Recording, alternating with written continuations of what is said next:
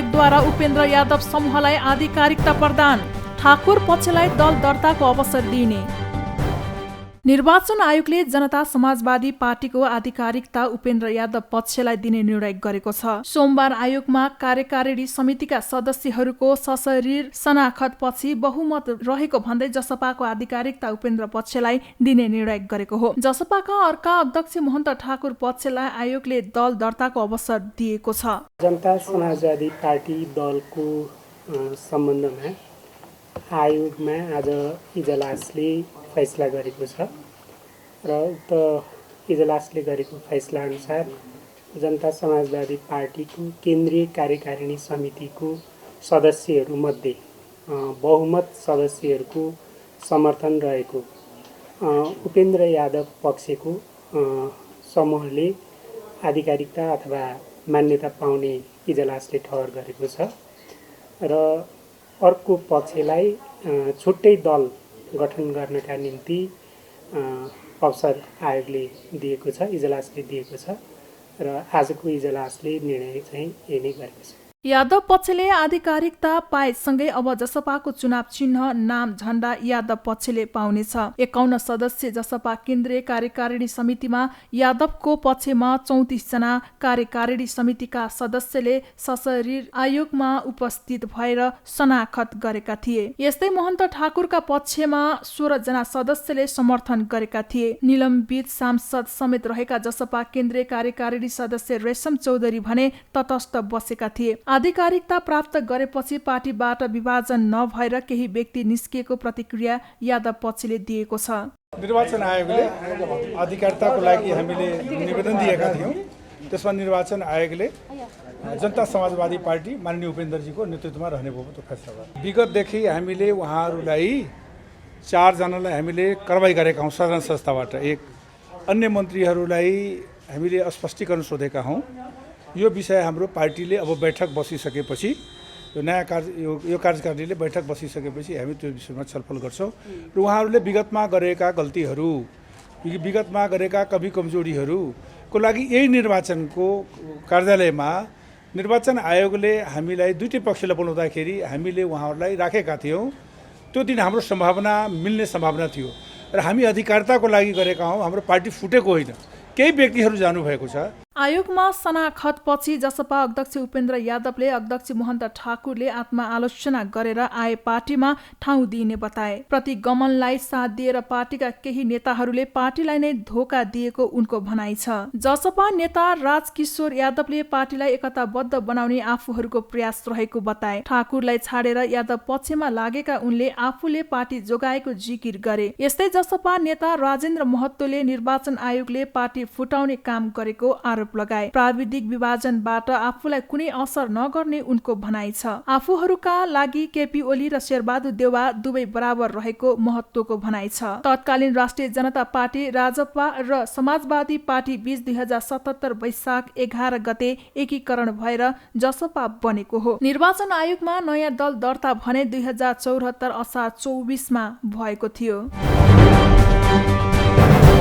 जनता समाजवादी पार्टीका सांसद रेशम चौधरी पार्टीको आधिकारिकता विवादमा तटस्थ बसेका छन्। जसपाको आधिकारिकता विवाद निरूपणका लागि सोमबार दिउँसो हस्ताक्षर शनाखत गर्न निर्वाचन आयोग पुग्नुभएका सांसद चौधरीले मूल पार्टी जसपा भएकोले कसैको पक्षमा पनि भोट हाल्न आफ्नो नैतिकताले नदिने भन्दै आफू तटस्थ बसेको बताएका हुन्। राजनैतिक मुद्दाका कारणले आफू जेल बस्नु परेको र मुद्दामा राजनैतिक दल पार्टी कतिको लडिरहेको छ भन्ने कुरा प्रमुख भएको उनको भनाइ छ। पार्टीको वफादार सिपाही हो, इमानदार कार्यकर्ता हो र म जनता समाजवादी पार्टीबाट सदस्य भएर निर्वाचन लडेको हुँ। त्यसै अनुसार कैलाली नम्बर 1 बाट निर्वाचित पनि भएँ। म तीनटा कुरा तपाईहरु समक्ष भरेर जान चाहन्छु। एउटा कुरा मेरा दुईटा अध्यक्ष पट्टीलाई र विशेषतः जो साथीले म विजय प्राप्त गरेको छु भनेर भन्नुभएको छ त्यो वर्गलाई पनि मेरो एउटा सुझाव छ। महाभारतको युद्धमा भीष्म पितामहलाई थाहा थियो, तर पनि उनी दुर्योधनका पक्ष लिएर लडाईँ लड्न पात्र भए। युधिष्ठिर र अर्जुनले युद्ध जित्छन् भन्ने उहाँलाई थाहा थियो, तथापि उहाँ दुर्योधनको पक्षमा उभिनुभयो। युद्ध हुन्जेलसम्म अर्जुनले हानेको बाणले भीष्म पितामह लड्नुभयो र युद्ध भइन्जेलसम्म अर्जुन युद्ध समाप्ति पछाडि भीष्म पितामहलाई सोध्न जानुहुन्थ्यो र भन्नुहुन्थ्यो मैले तपाईँलाई बाण हान्न नहुने, तर एउटा निष्ठाका कारण युद्धको नियमका कारणले मैले तपाईँलाई बाण हान्नु पर्यो, क्षमा पाऊ भीष्म पितामहजी भनेर भन्नुहुन्थ्यो। मेरो पार्टीमा मेरा अध्यक्ष महोदयहरूमा अत्यन्त श्रद्धा लाग्छ मलाई महन्त ठाकुरप्रति। उहाँ हाम्रो लागि अत्यन्त आदर र सम्मानको पात्र हुनुहुन्छ। कसैले एक पक्षले बाजी बार्ला, कसैले हार्ला, तर जिन्दगीभरि कमाएको निष्ठाको लागि म महन्त ठाकुरप्रति भीष्म पितामहको एउटा दर्जा कायम गरिदिनु हुन र गएर मैले के गर्नुपर्छ, मैले जितिनँ, हामी मिल्नुपर्छ, हामी एक हुनुपर्छ भन्ने धारणा राख्नुपर्दछ। आज जेलबाट यस निर्वाचन आयोगमा आएर पक्ष र विपक्षको शनाखत गर्न मेरो नियत र नैतिकताले दिएन। मेरो लागि पक्ष जसपा हो, विपक्ष पनि जसपा हो। म जसपाको एउटा कार्यकर्ता हो। आज राजनीतिक मुद्दाका कारणले म जेल बस्नु परेको छ। मेरो मुद्दामा मेरो राजनैतिक दल, मेरो पार्टी कतिको लडिरहेको छ त्यो उहाँहरूको दृष्टिकोण होला। अर्को कुरा, कठघरामा उभिएर जति सत्य बके पनि न्याय पाऊँ भन्दै हजुर सयौं पटक झुके पनि निरीह ठान्दा रहेछन्, शिर निहुराएपछि दोषी ठहराउँदा रहेछन्, चुप लागेर बसेपछि श्रीमान न्याय देऊ, हामीलाई क्षमा चाहिँदैन, दोषीलाई दण्ड देऊ तर निर्दोषीलाई थुन्न पाइँदैन। अर्को 3टा पोइन्ट, 1 न्याय, 2 न्याय, 3 न्याय। आफ्नो एकमात्र एजेन्डा न्याय भएको बताउँदै सांसद चौधरीले आफू पार्टीको वफादार सिपाही भएको र आफ्नो लागि महन्त ठाकुर भीष्म पितामह सरह भएको बताए।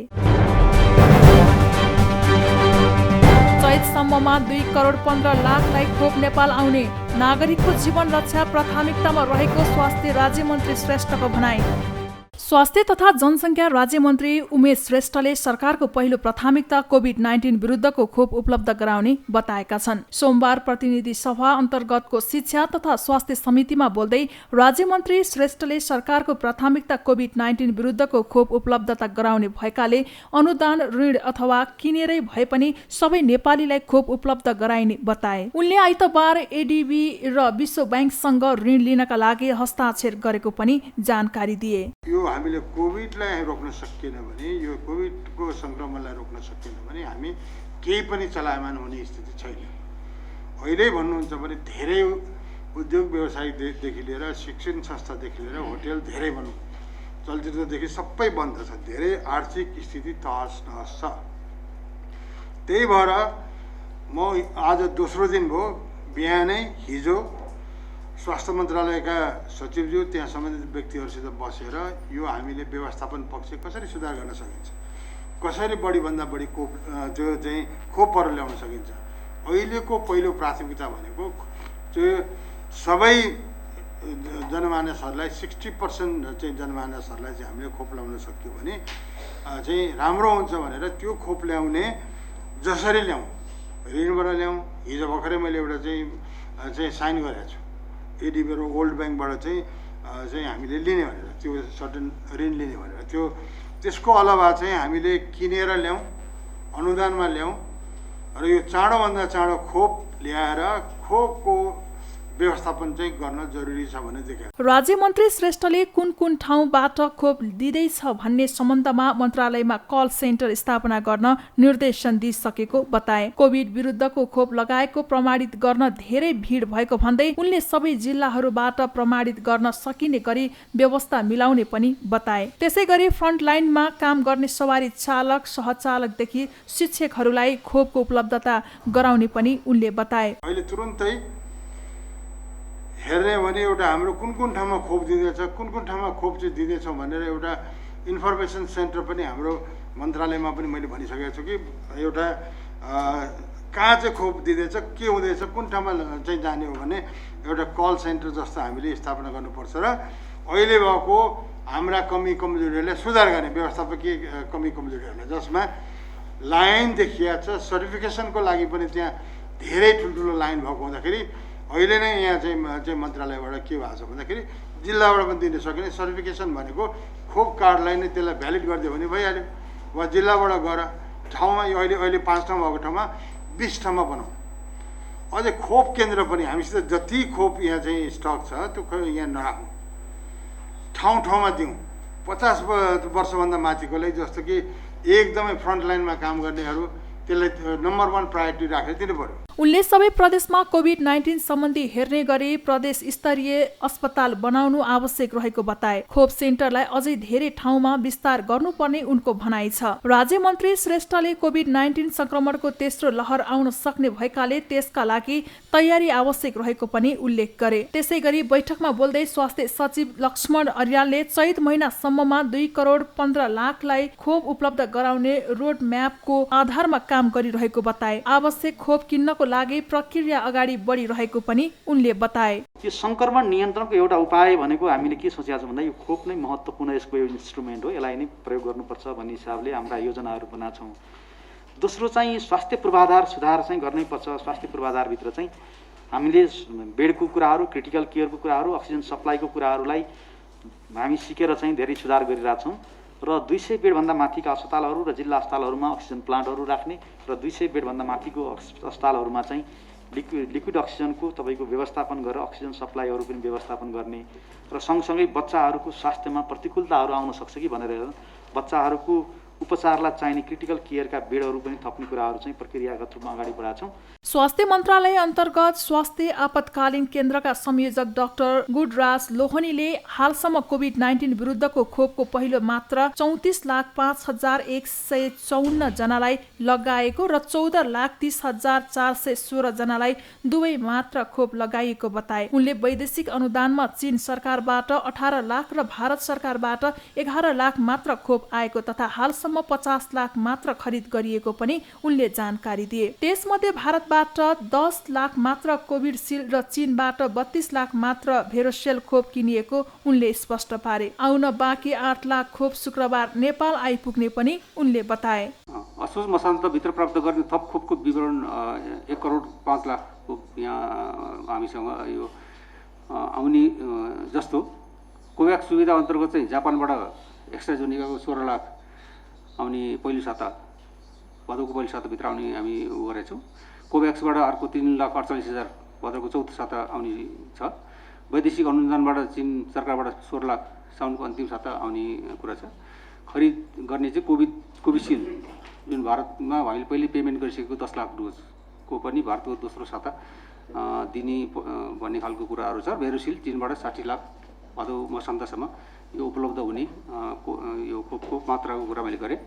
असोजदेखि चैतसम्म प्राप्त हुन सक्ने सम्भाव्य खोपहरू 3 करोड 23 लाख। यो चाहिँ कोभ्याक्स जुन हाम्रो 20% पेमेन्टमा चाहिँ उपलब्ध गर्ने कुराहरू हुन्छ, यो 1 करोड 13 लाख हो। उनले असोज मसान्तभित्र थप 1 करोड 5,48,000 मात्र खोप कोभ्याक्स सुविधा अन्तर्गत वैदेशिक अनुदान र खरिद मार्फत नेपाल आउने पनि बताए। मेलम्चीका बाढी प्रभावित र प्रधानमन्त्री देउवा बीच भेटवार्ता। तत्काल पुनर्वासको व्यवस्था मिलाउन सरकारको ध्यान आकर्षण।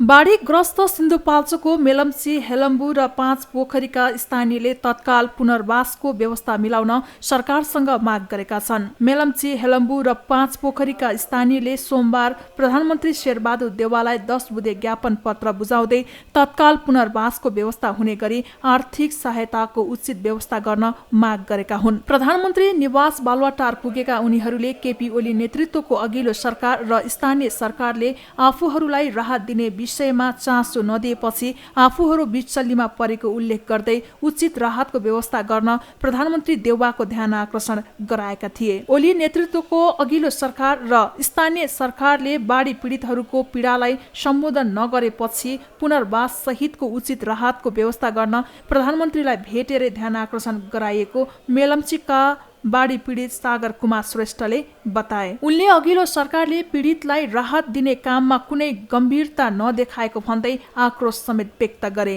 मेलम्चीलाई विपद सङ्कटग्रस्त क्षेत्र घोषणा गर्ने नयाँ सरकारको निर्णयले मेलम्ची बाढी पीडितहरूले राहतको महसुस गरेका छन्। मेलम्चीलाई महत्त्वका साथ लिएकोमा नयाँ सरकार र प्रधानमन्त्रीज्यूप्रति सिङ्गो मेलम्ची बाढी प्रभावित आभारी छौँ। प्रधानमन्त्रीज्यूलाई समय मिलाएर बाढी प्रभावित क्षेत्रको स्थलगत निरीक्षणका लागि समेत निमन्त्रणा गर्दै स्वागतका लागि हामी आतुर रहेको पनि अवगत गराउँदछौँ।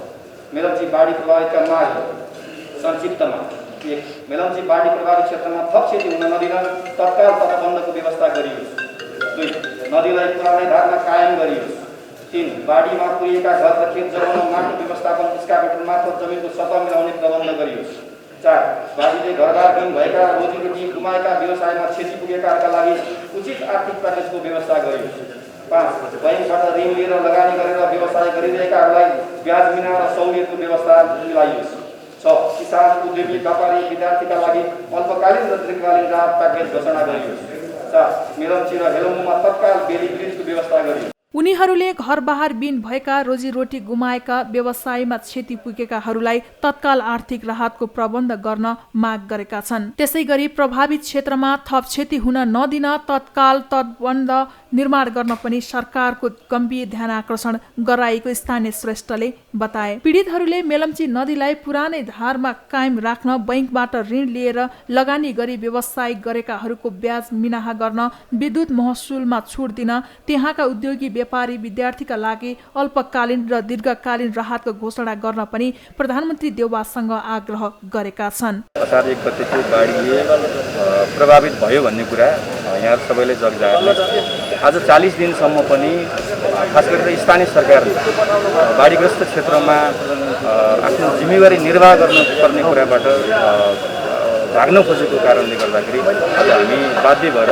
प्रधानमन्त्रीज्यूलाई खासमा चाहिँ हामी सरकारलाई प्रधानमन्त्रीज्यूलाई बधाई पनि दिन्छौँ र प्रधानमन्त्रीज्यूलाई चाहिँ कम्तीमा बाढीग्रस्त क्षेत्रको अवलोकनको लागि चाहिँ आग्रह गर्ने र त्यहाँका प्रभावित स्थानीयहरूलाई चाहिँ सरकारको तर्फबाट कम्तीमा बृहत परियोजना मार्फत त्यहाँका प्रभावितहरूको पुनर्निर्माणका लागि ठोस पहल गर्नका लागि आग्रह गर्ने हेतुले हामी उनीहरूले सरकारले सिन्धुपाल्चोकलाई विपदग्रस्त क्षेत्र घोषणा गरेकोमा धन्यवाद समेत दिएका थिए। उनीहरूले प्रधानमन्त्री देउवालाई बाढीग्रस्त क्षेत्रको अवलोकन गर्न पनि माग गरेका छन्। गत असार 1 गते आएको बाढीमा परि मेलम्ची, हेलम्बु र 5 पोखरीमा दर्जनौंको ज्यान गएको थियो भने कैयौं घरबार विहीन हुनुका साथै उनीहरूको हजारौं रोपनी खेती योग्य जमिन बगरमा परिणत भएको थियो। पार्टी एकताका लागि थप प्रयास गर्ने एमाले नेपाल समूहको निष्कर्ष। एकता प्रयास सकारात्मक ढंगले अघि बढेको नेताहरूको भनाई।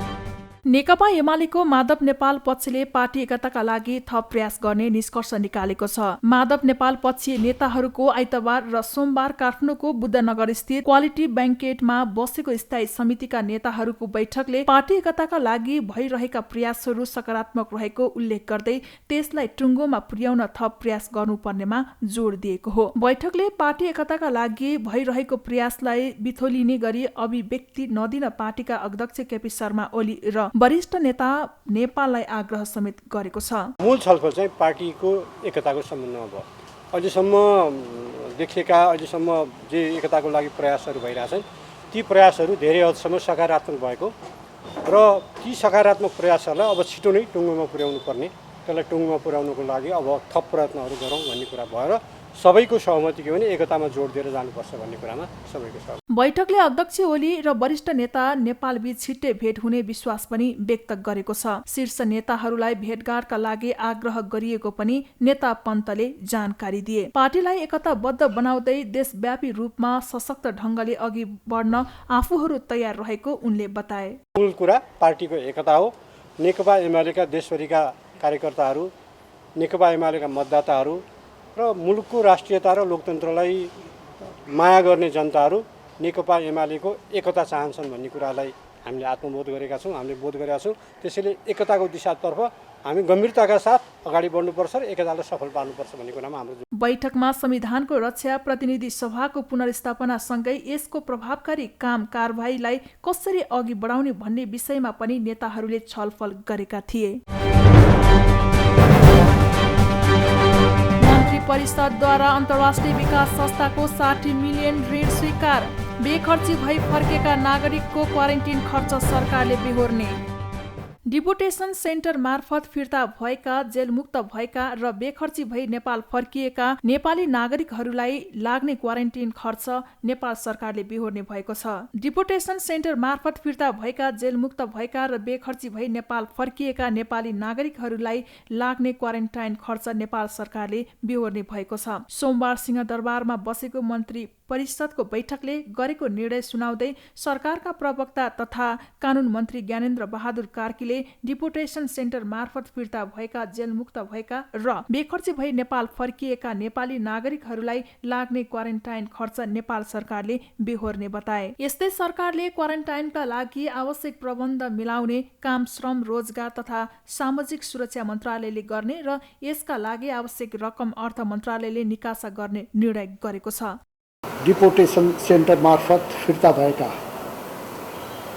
जेलमुक्त भएका र बेखर्ची भई नेपाल फर्किएका नेपाली नागरिकहरूको लागि लाग्ने क्वारेन्टाइन खर्च नेपाल सरकारले बिहोर्ने। यसको लागि आवश्यक प्रबन्ध श्रम, रोजगार तथा सामाजिक सुरक्षा मन्त्रालयले गर्ने र सोको लागि आवश्यक रकम अर्थ मन्त्रालयले निकासा दिने।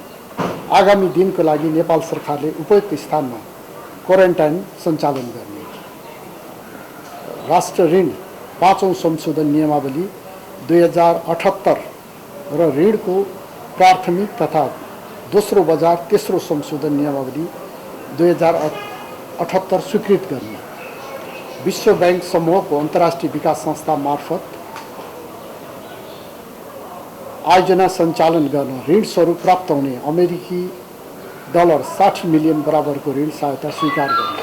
बैठकमा राष्ट्र ऋण 5औं संशोधन नियमावली 2078 र ऋणको प्राथमिक तथा दोस्रो बजार तेस्रो संशोधन नियमावली 2078 स्वीकृत गरी विश्वव्यापी समूहको अन्तर्राष्ट्रिय विकास संस्था मार्फत आयोजना सञ्चालन गर्न ऋण स्वरूप प्राप्त हुने अमेरिकी $60 मिलियन बराबरको ऋण सहायता स्वीकार गरेको छ। यस्तै बैठकले कोभिड-19 को जोखिमको दोस्रो लहर नियन्त्रणका लागि विभिन्न जिल्लाका प्रमुख जिल्ला अधिकारीले जारी गरेको निषेध आदेश लागू हुन भन्दा अघि वा आदेशको अवधिभित्र सम्झौता भएका तर काम सम्पन्न हुन नसकेका चालु अवस्थाका खरिद सम्झौताको म्याद सम्बन्धित आपूर्तिकर्ता, निर्माण व्यवसायी, सेवा प्रदायक वा परामर्शदाताको निवेदनका आधारमा बोलपत्र स्वीकृत गर्ने पदाधिकारीहरूले म्याद थपको आवश्यकता र औचित्य विश्लेषण गरी नेपाल सरकारलाई थप लागत नपर्ने म्याद थप गरे बापत अन्य कुनै दायित्व नपर्ने गरी यस्तो सम्झौताको म्याद समाप्त भएको मितिले 6 महिना थप गर्न स्वीकृत प्रदान गरेको छ।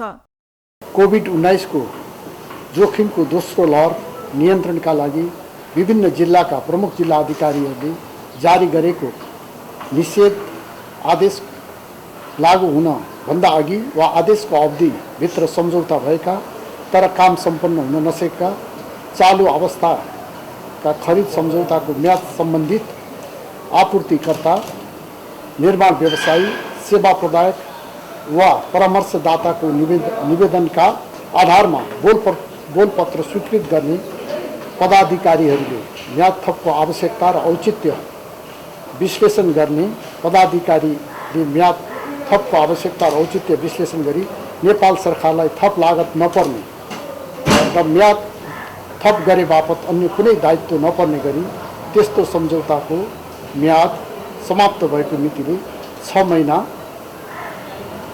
थप गर्न स्वीकृति प्रदान गर्ने।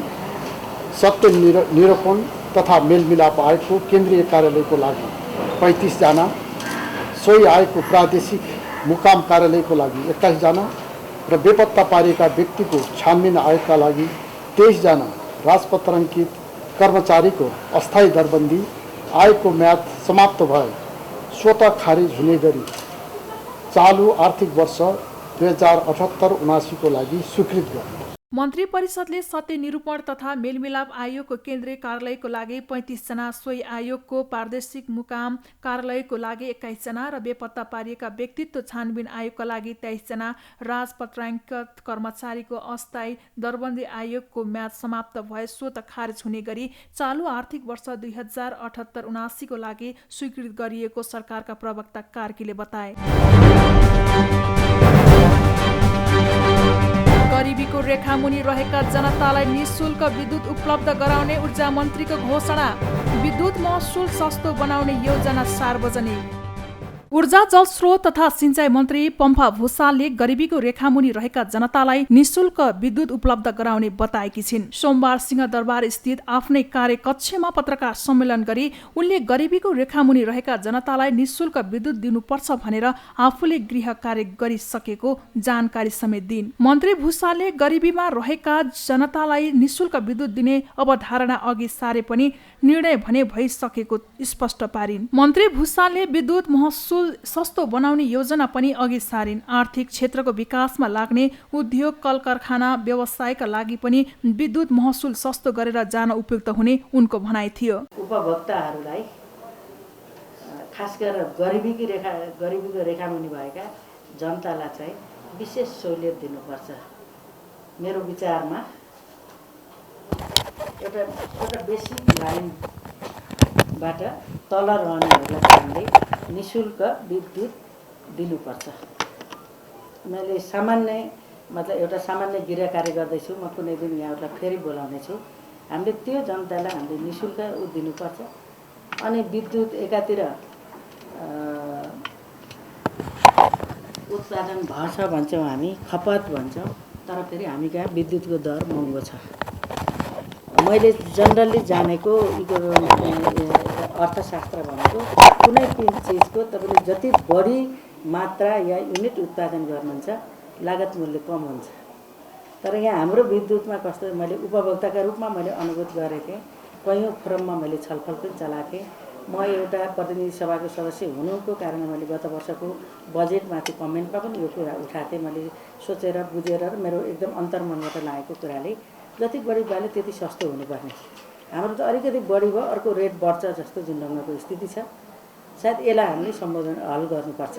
मन्त्री भुसालले विद्युत उत्पादन बढाउन निजी क्षेत्रसँग सहकार्य गरेर अघि बढ्ने बताइन्। त्यसैगरी उनले ट्रान्समिसन लाइन निर्माणको काममा तीव्रता दिने पनि बताइन्। मन्त्री भुसालले कृषि योग्य सबै जमिनमा सिंचाइको व्यवस्था गर्ने प्रतिबद्धता व्यक्त गरिन्। मुलुकको उत्पादन र उत्पादकत्व वृद्धिका लागि कृषि योग्य जमिनमा सिंचाइको व्यवस्था गर्नुको विकल्प नरहेको पनि उनले बताइन्। मन्त्री भुसालले संविधानमा नै मौलिक हकको रूपमा रहेको शिक्षा, स्वास्थ्य, विद्युत, खानेपानी लगायत आधारभूत वस्तुको सहज र सस्तो ढङ्गले जनतालाई उपलब्ध गराउन सरकारले जोड दिने सोच बनाएको स्पष्ट पारिन्। कृषि योग्य सबै जमिनमा सिँचाइको सुविधा पुर्याउनुपर्छ र त्यो पनि सहुलियत र एउटा हदसम्म छुटमा गरेर हामी गयौँ भने यही प्रविधि अहिलेको हाम्रो खेती प्रणाली मल बिउबाट पनि दोब्बरभन्दा बढी उत्पादन बढ्छ, उत्पादकत्व बढ्छ र कुनै पनि देशको एकदम निर्णायक शक्ति विकासको आधार भनेको मानवीय जनशक्ति हो। अहिले देशको एकदमै उर्वरा जनशक्ति चाहिँ कृषिलाई यहाँ बाँझो राखेर अनि न त उत्पादन बढ्छ, न उत्पादकत्व छ, न उत्पादन गरेको बजार व्यवस्था छ।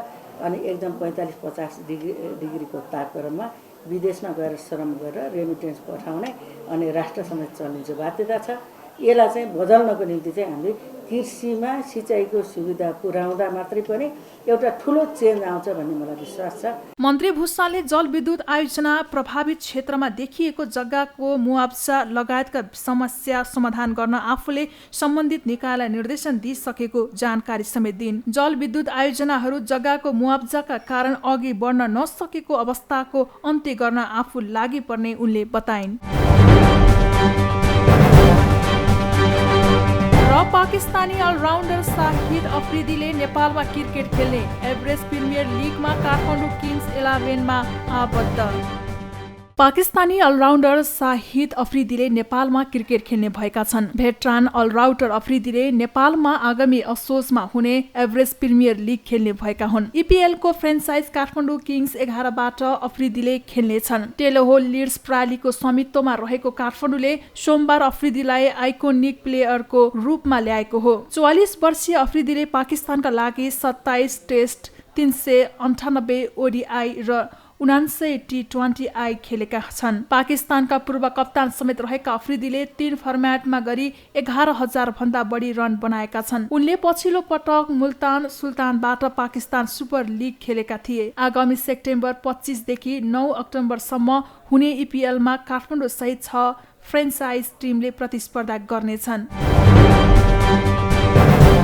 भदौ 28 देखि असोज 9 गतेसम्म नेपालमा आयोजना हुने AFC महिला एसियन कप 2022 छनौटका लागि नेपाली राष्ट्रिय टोली अहिले बन्द प्रशिक्षणमा छ। समूह F मा रहेको नेपालले अर्को वर्ष भारतमा हुने प्रतियोगितामा छनौट हुने लक्ष्य सहित तयारीलाई तीव्रता दिइरहेको छ। 7 दोबाटो स्थित एन्फा कम्प्लेक्सको मैदानमा नेपाली टिमले नेपालमा आयोजना हुने AFC महिला एसियन कप 2022 छनौटका लागि तयारीलाई तीव्रता दिइरहेको हो। मुख्य प्रशिक्षक ग्यारी फिलिप्सले खेलाडीलाई बन्द प्रशिक्षणमा बोलाएका छन्। छनौट चरणको खेल खेल्न लागेको नेपाल समूह F मा रहेको छ। नेपालको समूहमा फिलिपिन्स र हङकङ रहेका छन्। एसियन कप खेल्ने लक्ष्य नेपाली टोलीले राखेको छ। नेपाली टोलीका लागि ठूलो अवसर भएको भन्दै सहायक प्रशिक्षक अरुणा गुरुङले खेलाडीले मेहनत गरेको बताइन्। यो त ठूलो अपर्च्युनिटी हो, किनभने अब यो विगत जस्तो हामीले खेले हाम्रो पालामा एसियन च्याम्पियनसिप मात्रै खेल्थ्यो। अहिले चाहिँ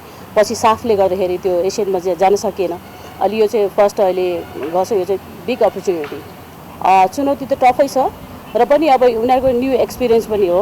आफूभन्दा हाई ऱ्याङ्किङसँग खेल्न पाउँदाखेरि यो नयाँ चाहिँ एक्सपिरियन्स पनि हो। ग्यारी फिलिप्स देश बाहिर रहेकाले एन्फाले चेतन घिमिरे, भगवती राणा मगर र अरुणा गुरुङलाई सहायक प्रशिक्षकमा नियुक्ति गरेर तयारीलाई तीव्रता दिइरहेको हो। घरेलु मैदानमा हुने छनौट खेलमा नेपालका लागि नेपाली महिला टोलीले तयारी राम्रो गरिरहेको भन्दै एसियन कपका लागि छनौट हुने आशावादी रहेको कप्तान रेणुका नगरकोटीले बताइन्। टिमको तयारी अब अहिले एकदम राम्रो भइरहेछ।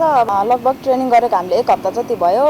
सुरुमा चाहिँ अलिक गाह्रो नै भइरहेको थियो, किनभने यो कोभिडले गरेर हामी त्यो लिग खेलेकोदेखिबाट कोही पनि ट्रेनिङमा थिएन अहिलेसम्मलाई। एकैचोटि यहीँ नेसनल टिमकै ट्रेनिङमा आएर ट्रेनिङ गरेको, त्यही भएर थोरै गाह्रो चाहिँ भइरहेको थियो। तर अहिले चाहिँ रिकभर भइसक्यो, तयारी एकदम राम्रो हुँदैछ। अब विपक्षी टोलीलाई त अब हामीले कहिले पनि सानो सम्झिने कुरै आएन होइन। हामीले अब हाम्रो ओपोनेन्ट जहिले पनि हामी के भन्छ भने हाम्रो ओपोनेन्टलाई हामीले जहिले पनि एकदमै राम्रै सम्झेर खेल्नुपर्छ। अब हामीले हामीभन्दा सानो भनेर हेपेर खेल्ने पनि कुरा आएन। एक त अब ऱ्याङ्किङ वाइज हामीभन्दा माथि नै छ, तर त्यो भनेर फेरि हामी होपलेस भएर आत्तिएर खेल्ने कुरा पनि छैन। हामीले आफ्नो म्याच खेल्ने हो, आफ्नो गेम देखाउने हो, त्यही हो। राम्रो छ, हामीले पनि आफ्नो गेम राम्ररी खेल्न सक्यो भने चाहिँ हामी हार्छै भन्ने चाहिँ छैन। चोटका कारण हाल कतारमा उपचार गराइरहेकी सर्वाधिक गोलकर्ता तथा मुख्य फरवार्ड सावित्रा भण्डारी भने टोलीबाट बाहिर हुने छिन्। मुख्य खेलाडी नभए पनि नयाँ खेलाडीको प्रदर्शनबाट प्रतियोगितामा छनौट हुने बताइन्। टिमलाई अब सबभन्दा स्ट्रङै सावित्रा भण्डारी जस्तो लाग्छ होइन। अब ऊ नभएपछि त अब अलिकति भने नि पहिलाभन्दा अलिकति केही बुझ जस्तो लागिरहेको छ। डिफेन्समा त प्रायः सबै नै छ, तर त्यसमा पनि मनमाया लिम्बू पनि छैन नि त योपालि। तर उसलाई कभर गर्ने अर्को प्लेयर पनि आइरहेछ अहिले। राष्ट्रिय महिला फुटबल टिमका लागि 3 जना सहायक प्रशिक्षकले मुख्य प्रशिक्षक ग्यारी फिलिप्सको निर्देशनमा अभ्यास गराइरहेका छन्।